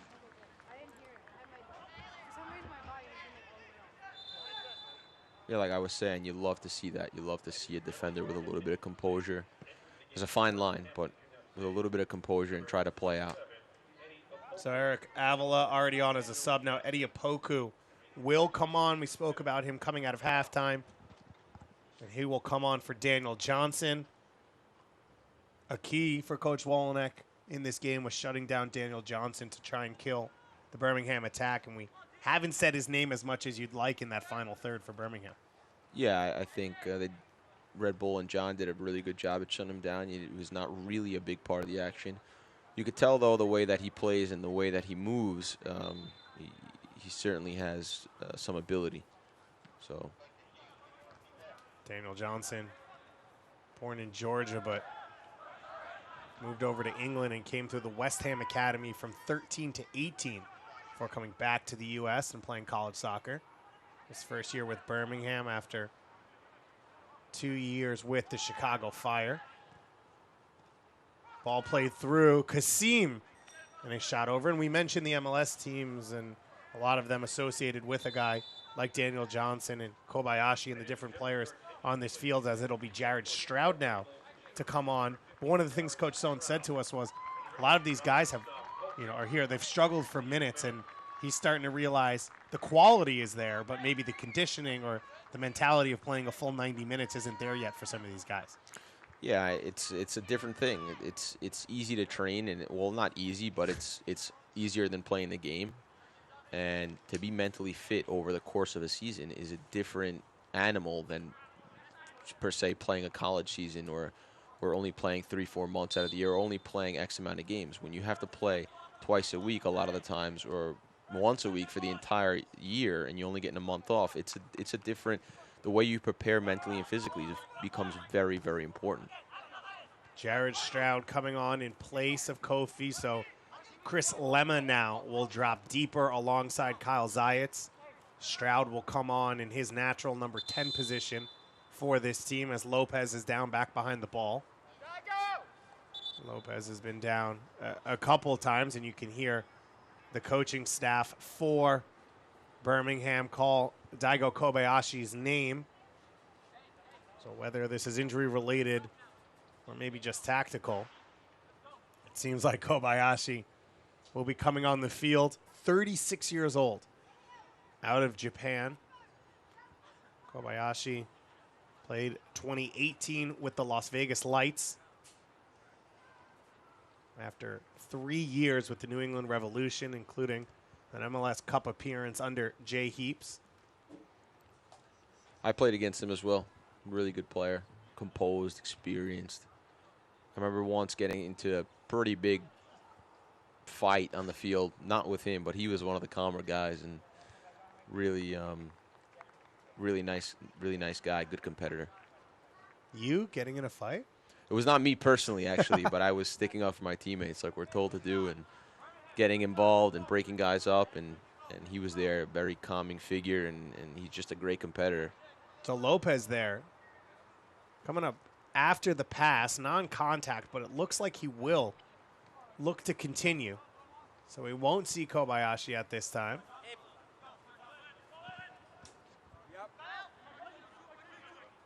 Or he'll maybe just come on for a moment, as Kobayashi does have his training top off and is standing at midfield. We'll see what's going on.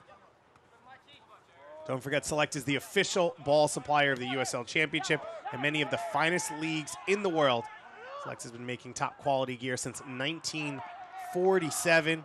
For the latest on Select products and special offers, please visit selectsportamerica.com.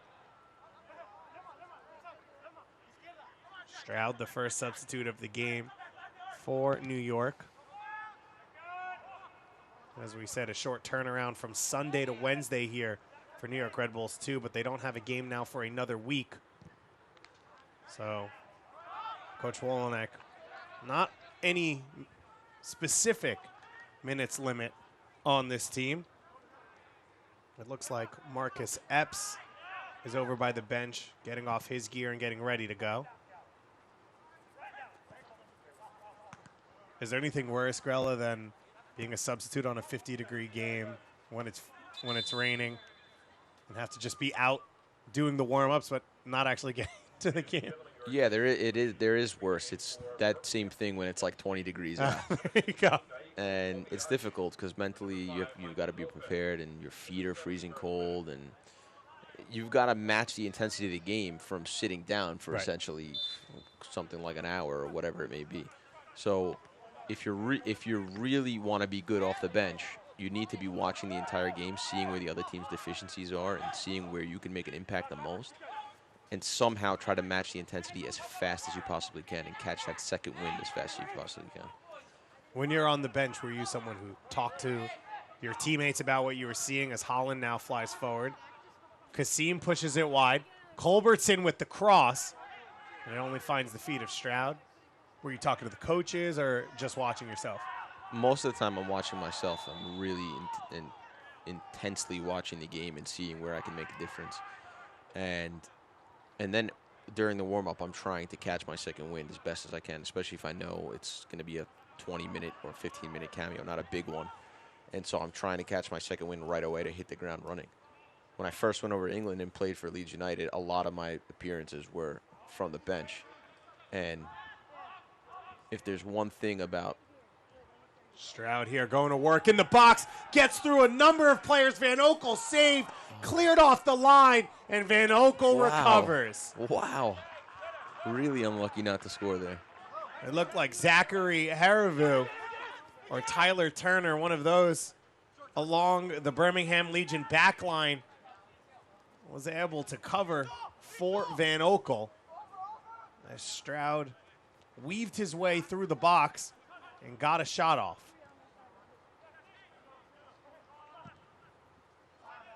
Culbertson hitting a long switch there. Yeah, and I was saying, you know, one thing for you're playing with an English club or any club in that matter, the fans will always appreciate, coaches, fans, and your teammates will always appreciate you busting a gut and really hitting the ground running and running hard for them and defending hard for them. And people will always, always appreciate that. That goes a long way. So as like a making sub, a goal line clearance. yeah, exactly, exactly. But it goes a long way to be prepared off the bench for sure. So Andy Ivan's day is done as Marcus Epps comes on. No goal for Ivan, but an assist off the corner kick. What do you make of his performance? I thought he played well. I thought he looks strong. He looks like he's in good shape, and he had a really couple good strikes and good decision-making on the ball all day. He thought he had a pretty solid performance. This one pushed wide for Culbertson. So Birmingham has made all 3 of their substitutions. New York Red Bulls 2 still with 1 to go. One of the things you've talked about is the Red Bull philosophy, the Red Bull mentality. It's an attack-based mentality. When you're winning 3-0, what's the conversation, what's the rhetoric, what's the thought process of how Red Bulls wants to play when you have a good lead? Yeah, it's certainly more attacking, I think, naturally, but it really has to do with every single line of the team. You'll see the front 3 are pressing, but the back line and the midfield line is moving with them. So you get a lot of opportunities in the other end because you win a lot of the balls in the other end of the field, which is why it becomes more of an attacking, I guess, mentality team or attacking tactical team. But really, it's just more about the philosophy of working really, really hard and closing space and pressing, winning the ball back as fast as you possibly can, and getting to the goal as directly as you possibly can. But do you never go safe or slow it down at all or try and take the air out of the game? I think why I was a good piece when I played at Red Bull was that I slowed the game down a lot, and I was able to see things that some of the players were not able to see because they were going so fast. So I think one of the reasons why I fit well was I was one of the only guys, one of the fewer guys that would slow the game down a little bit. And I think you need both. Realistically, if you watch the best teams in the world, you watch Barcelona today, they know when to play and when to slow things down, and then all of a sudden it's bang bang, a couple passes, and they're creating an opportunity. So it's all about the balance, and it's all about changing speeds and knowing when to do what. At some point, you have to change speeds. Otherwise, it's all at 150 miles per hour. Yeah, I mean, in my opinion, it's not possible to play 90 minutes at a high tempo, and it's also easy to defend against. It's easy to defend against a striker who's constantly running into the corners and running away from the goal and running into the midfield, and who's really gassing himself out. Well, we'll get a new striker here. Tom Barlow will come on.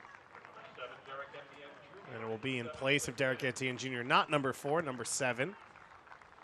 So for Derek Etienne Jr., a goal and an assist. 4 appearances, 3 goals, 1 assist. It's been a pretty bright USL season for Derek Etienne Jr. Yeah, he looks really comfortable out there. He looks strong and fast. He's made a lot of the right decisions. He was aggressive all day. He got his goal. Jorgensen on the field. Barlow just on the field. Almost his first touch was a goal. And Van Oekel down now after the play, but made a big save on this one. Jorgensen's had about 4 or 5 of those where he's put across the box, which is a good thing. He's trying to, he has his head up and he's seeing the runners and he's getting the ball across. Just a little unlucky on a lot of these instances. Van Oekel now will get a little bit of treatment. For Tom Barlow, 7 goals this season, multiple games now where he scored and then not started the next game. Mentally, what does that do to a player, and how does Coach Wolenek have to try and work him through, not getting down at any moment?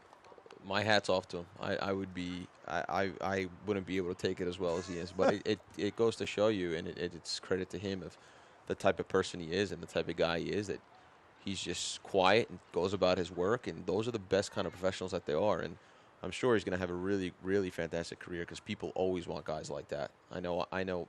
If I was ever a coach, I'd want a guy like that. 10 goals last year. He's on a pace for over 25 goals this season. So from year 1 of his pro career out of Wisconsin to year 2, he's already made a difference. And as you said, at center forward, there's always going to be a big money player on every team.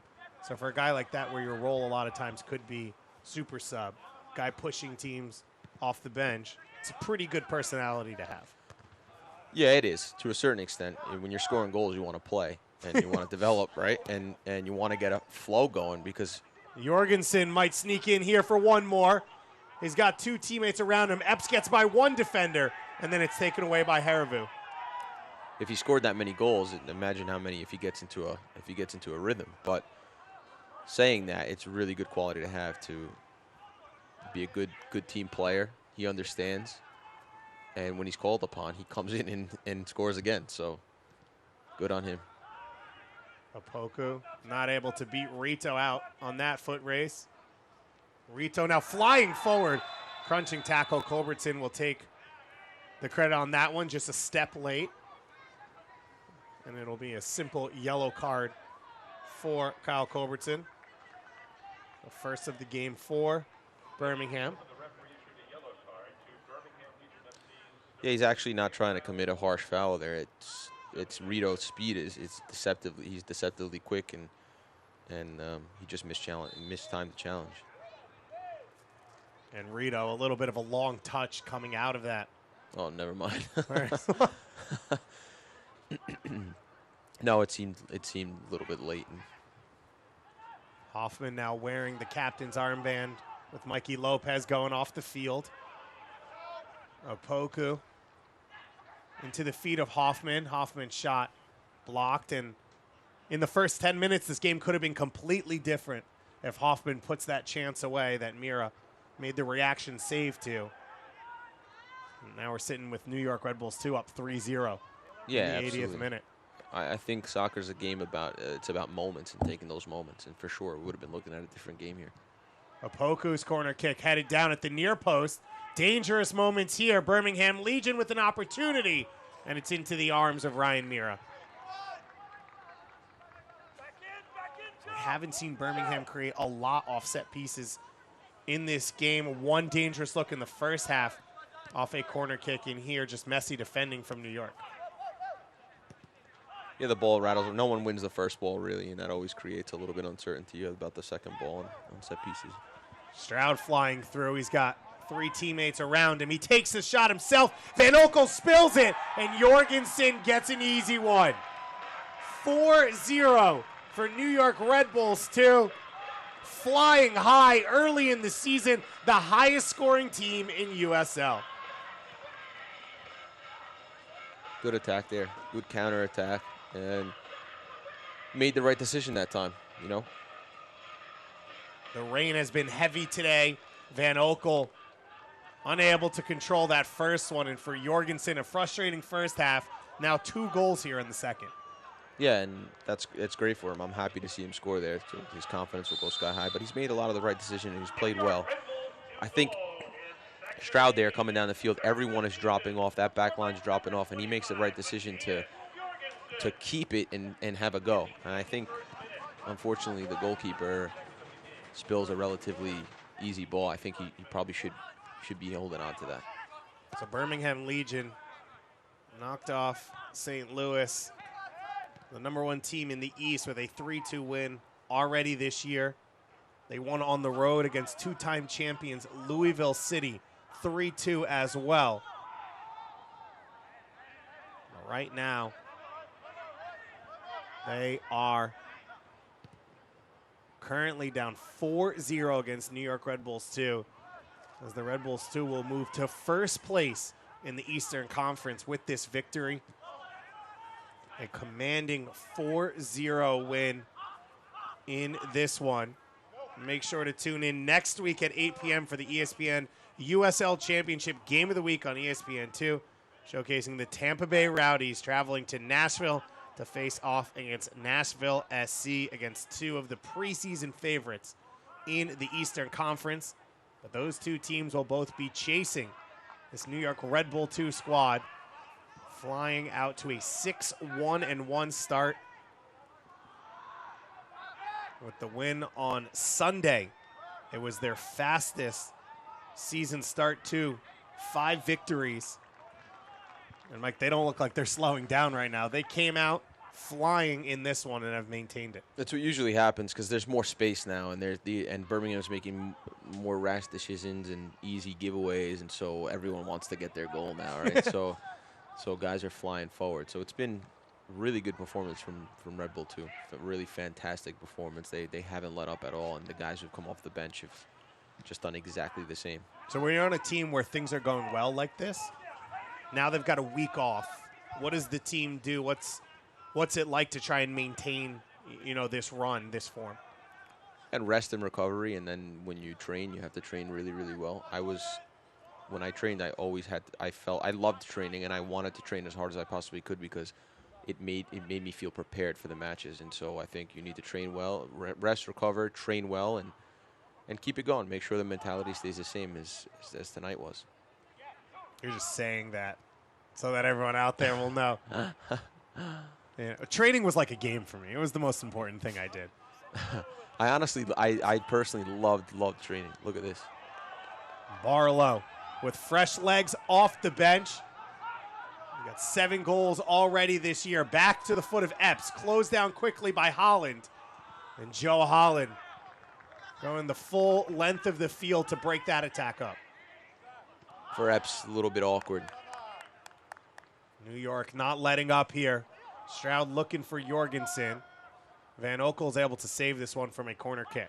Yeah, for Epps, a little bit awkward there. He's got to really hit it first time, but he's got so much time and space at the top of the box, so he takes a touch and then he gets closed down really quickly. So awkward situation for him, and he's fresh into the game, so he's probably not ready to make a decision quick enough there and kind of just gets stuck at the top of the box there.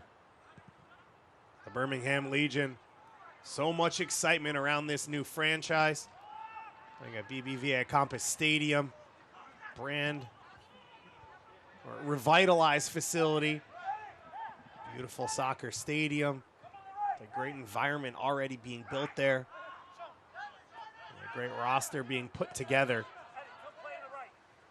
They will have another big challenge coming up this weekend as they head to Memphis to take on Tim Mulqueen's side, another team who have what is a unique task in trying to put together a brand new team. There are very few new soccer teams around the world. It's not really a very common thing. So Tom Sohn, who's done it once or twice already, actually, in his career with a tough task here in Birmingham, they have done well so far.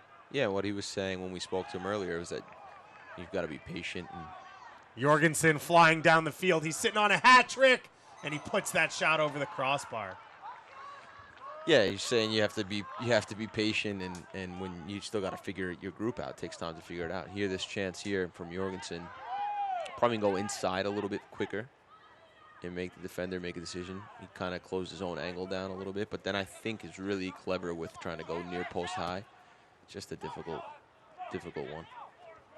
Going for the high percentage but high difficulty finish there. Not able to finish off what would be a hat trick.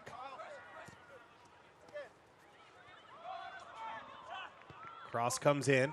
Barlow gets the first touch. A collision, though. Haravu had Barlow roll over his back. No yeah, call. I think that's a free kick.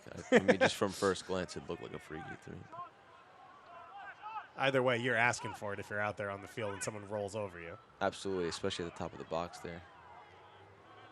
So with this result, New York Red Bulls 2 would move even on games played with St. Louis FC, but 2 points ahead at the top of the Eastern Conference.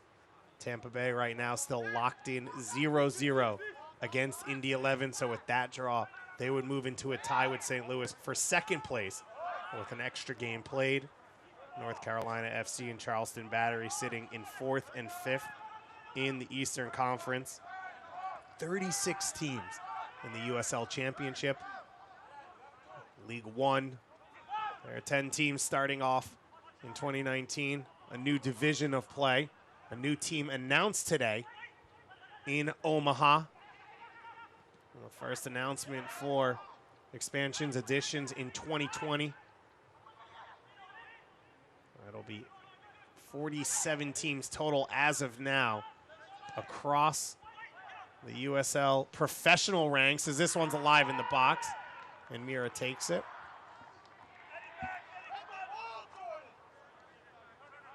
You talk about growing up watching the Italian game in Serie A, and you get to get up early and watch soccer now. 37 professional teams across USL. You add that to 24 teams in Major League Soccer. Yeah. There's soccer everywhere across Canada and the U.S. The Canadian Premier League kicking off last week. It's everywhere, and it's so available. So I encourage kids and anyone out there who's interested in the game to watch as much soccer as I can. I think that's the best way to learn the game. Watch guys in your position. Watch guys that you aspire to be. Watch kids who've grown up where you've grown up that you're gonna have the same opportunity as them. Watch what they're doing and how they're playing, the intensity and their positioning and all that. And these young players, they watch Tyler Adams, who now plays for the U.S. national team, come through. Aaron Long, who won Defender of the Year, who made his name with New York Red Bulls too. All these young players know the potential that you have if you can play well here at the New York Red Bull 2 level. Also, you get to potentially put a banner up back behind that New York Red Bull 2 goal right now. Absolutely. Barlow one-on-one in the box. He gets a shot away. It's deflected, and it'll go in. Unfortunately, that's an own goal, but really good action there, really good chance. Well, Tom Barlow had a goal stolen from him of sorts in Birmingham. He scored in the opening 15 minutes of that one, but the game called off after 18 minutes.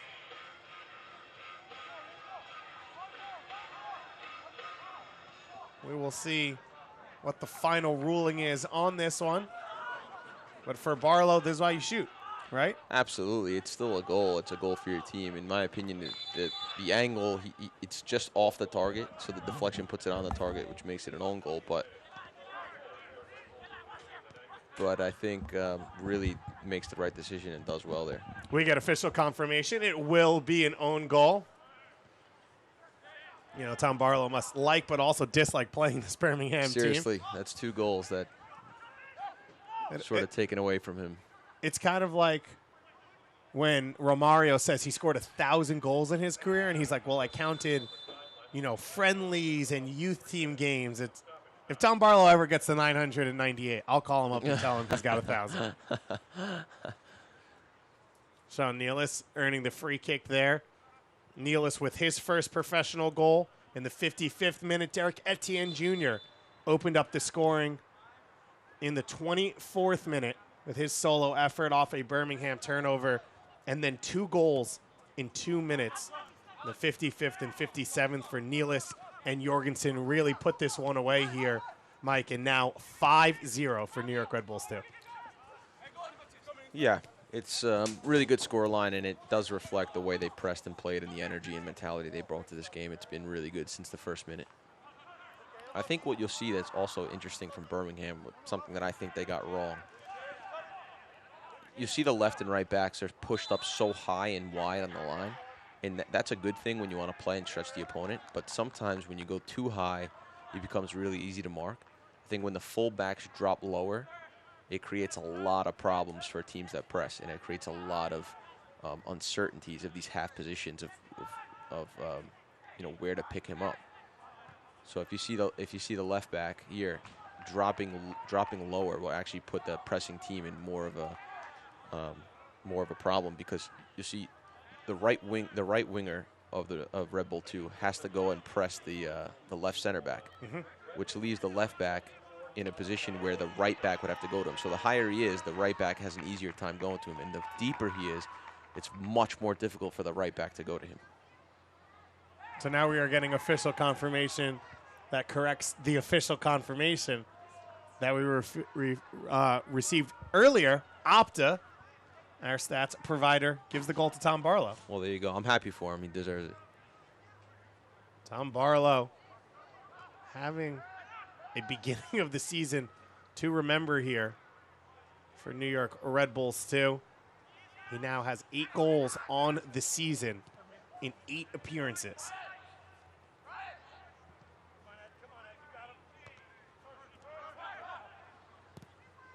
We talked about scoring goals and then going to the bench. That is a way to respond and tell your coach that maybe you should be out there starting by starting and scoring, coming off the bench and scoring. He's made quite the case for himself, and Again, really good on him for understanding the situation, understanding the situation of the club, understanding his situation, and just putting it aside and doing his business and going about his business, getting minutes when he can and scoring goals when he can. It says a lot about him. And in this New York Red Bull 2 system, has never really been a center forward of pure speed and athleticism. And Barlow bringing that here. He got the 5th goal of a 5-goal victory for New York Red Bulls 2. Coach Wolonek and Tom Sohn, old-time teammates, getting to chat a little after this one. It'll be all smiles for New York Red Bulls too, though. As you said, for their philosophy, for what they want to do, this was almost the perfect game. Perfect game, perfect exercise for them. Birmingham played right into their hands, in my opinion. New York Red Bulls 2 moved to first place in the Eastern Conference with this 5-0 win over the Birmingham Legion.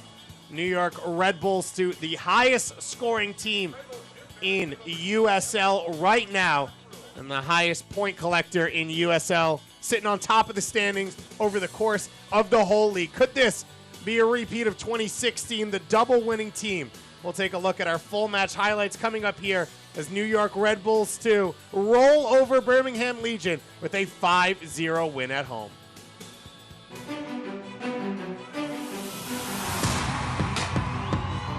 Lemma gets it back. He will take a strike. Played in. Laurel gets a hand to it. Denied by Laurel from point blank. He's standing on his head right now. Marcus Epps finds some space. Barlow putting it in, back of the net. No slowing down, number 74. New York puts the exclamation point on this one tonight.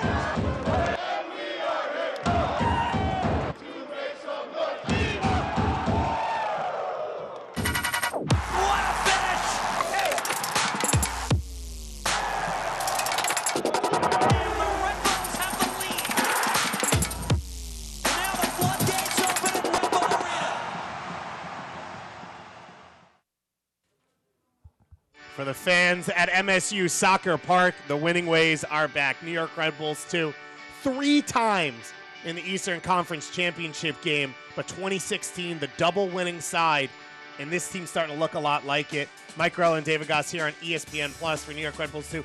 5-0 result. Final thought. Yeah, they actually have less possession there on that stat sheet there, but it's really fantastic. They should be very proud of themselves, very happy. Continue to kick on from there. For Birmingham, difficult night. They started well and really faded toward the end. New York Red Bulls 2 have turned MSU Soccer Park into a fortress. What can they do on the road? They head to Ottawa next week for a road game. Birmingham Legion trying to bounce back on the road on Saturday against Memphis 901. New York Red Bulls 2, led by Derek Etienne Jr.'s goal and an assist, and Matthias Jorgensen's double on this one. Tom Barlow moves to first in the Golden Boot standings with his 8th of the year. Smiles all around. New York Red Bulls 2, a 5-0 victory. Thanks for watching us here on ESPN Plus.